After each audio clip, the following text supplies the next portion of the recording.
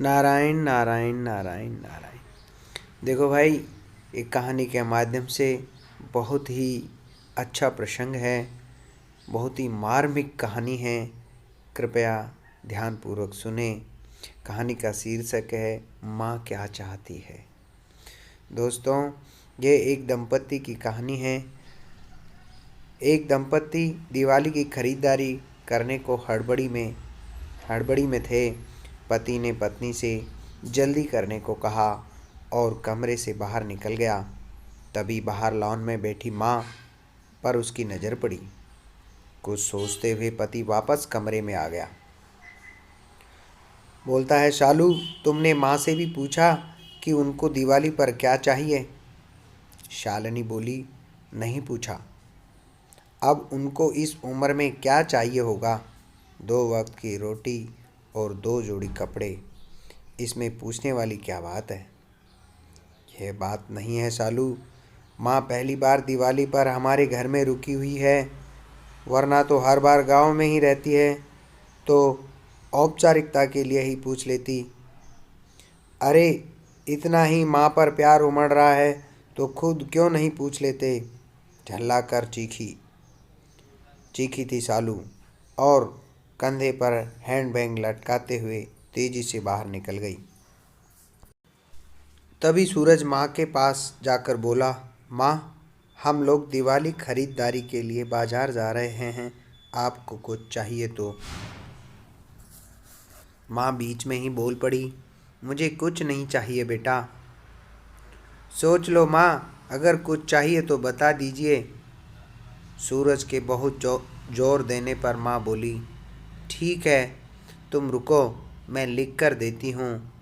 तुम्हें और बहू को बहुत खरीदारी करनी है,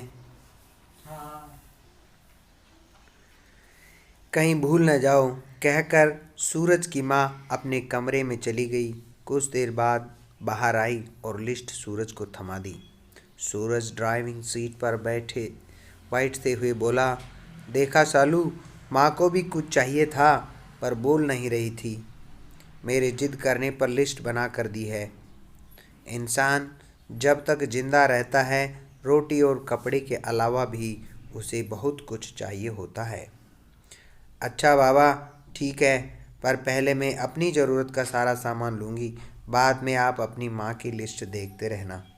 पूरी खरीदारी करने के बाद शालिनी बोली, अब मैं बहुत थक गई हूँ, मैं कार में एसी चालू करके बैठती हूँ, आप माँ जी का सामान ले लो, देख लो। अरे शालू, साथ चलते तो अच्छा, देखता हूँ माँ ने इस दिवाली पर क्या मंगाया है। कहकर माँ की लिखी हुई पर्ची जेब से निकालता है। बाप रे, इतनी लंबी लिस्ट! पता नहीं क्या क्या मंगाया होगा। जरूरत अपने ज़रूर अपने गांव वाले छोटे बेटे के परिवार के लिए बहुत सारे सामान मंगाए होंगे। और बनो श्रवण कुमार, कहते हुए शालिनी गुस्से से सूरज की ओर देखने लगी।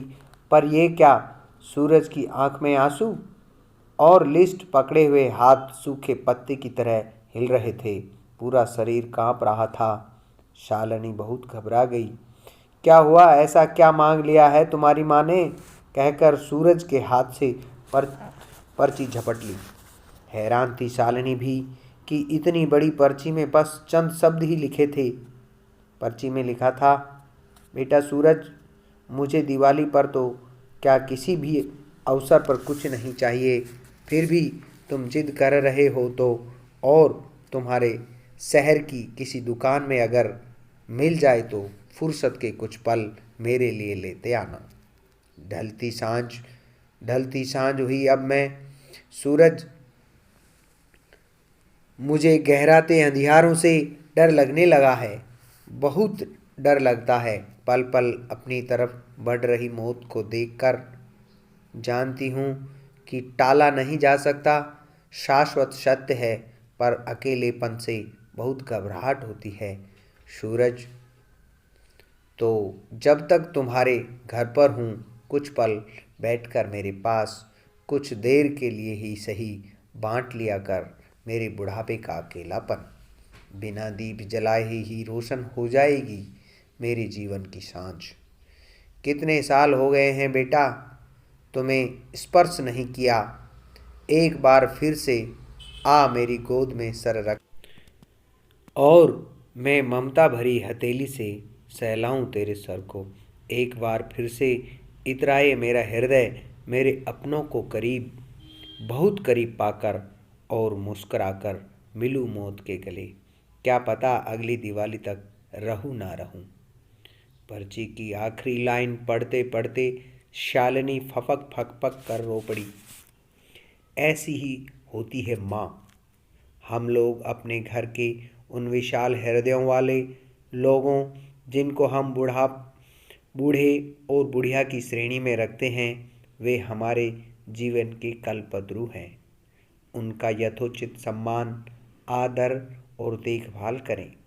यकीन मानिए हमारे भी बूढ़े होने के दिन नज़दीक ही हैं। इसकी तैयारी आज से कर लें। इसमें कोई शक नहीं है, हमारे अच्छे बुरे कृत्य देर सवेर हमारे ही पास लौट कर आने हैं।